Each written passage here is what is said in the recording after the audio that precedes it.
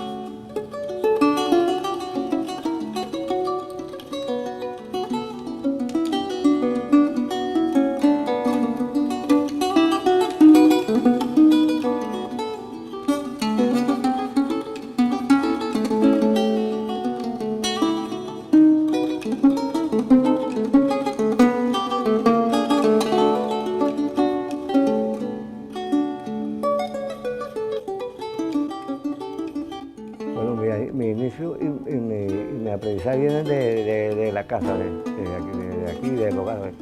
Aquí se hacían manifestaciones culturales espontáneas. O sea, que no era algo así de amenazado, que canta así, cónchale, con presión, sino que cada quien salía.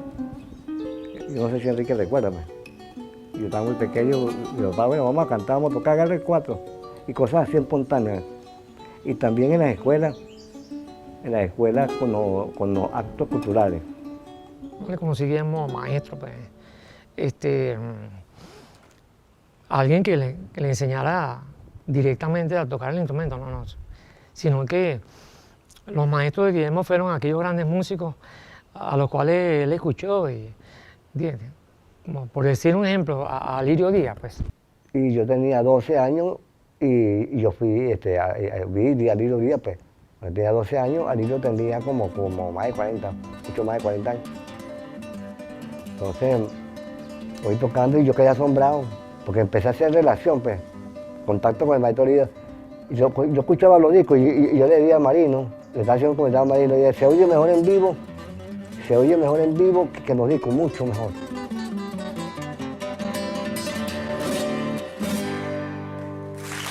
Y yo me la acerqué. Y lo celebré y me lo quedé mirando así para arriba, así muy grande, muy alto, para mí. Y yo le dije que yo estaba aprendiendo a tocar cuatro. Sí, niño, me dijo, estaba aprendiendo a tocar cuatro. Entonces Guillermo se fue desarrollando y fue profundizando de tal manera que, bueno, ya en esa época ya él lo buscaban para conciertos, para amenizar fiestas, para tocar en distintos sitios donde él siempre se perfiló como alguien muy generoso. Guillermo representa para mí un pilar por su naturaleza ingenua, con una calidad humana extraordinaria, donde no existen odios, vanidades, rencores, y se expresa en cada una de las cosas que él hace en la música, por su naturalidad como toca, la textura que le da al sonido, la tímbrica que tienen los dedos para que eso se exprese. Eso significa el resumen superior de ese ser en este mundo, porque él no forma parte de este mundo.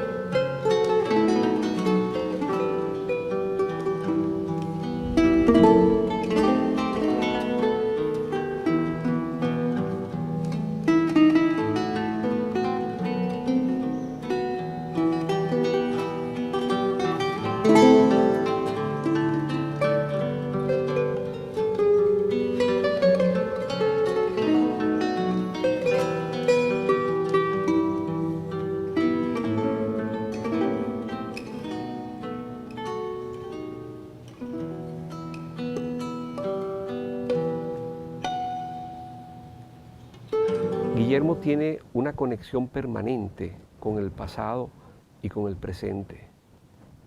De hecho, pareciera que es un músico barroco que nació y renació en su partitura.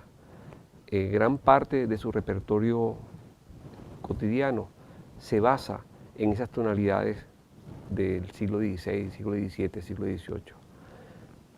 Cuando interpreta la música venezolana, lo hace con tal maestría que con 4 cuerdas reemplaza la cadencia y la sonoridad de una guitarra.